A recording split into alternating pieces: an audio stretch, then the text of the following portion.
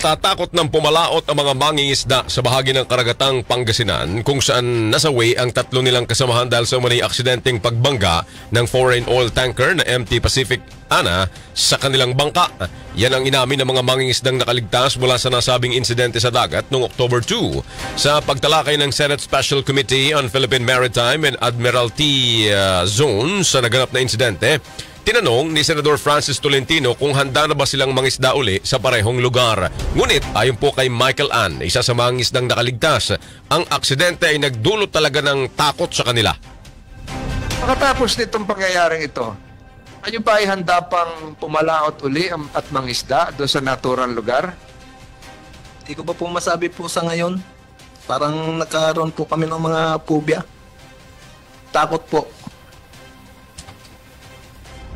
Kaugnay nito, sinabi naman ni DOJ Senior State Counsel Freddy Ganchun na maaaring humingi ng danyos sa may-ari ng oil tanker ang mga mangingisda dahil nagdulot ang insidente ng tinatawag na emotional distress.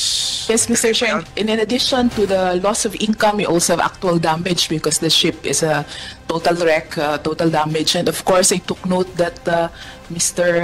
Michael Ann stated that they have experienced phobia. They don't want anymore to go back there. So that's also emotional damage, Mr. Chair.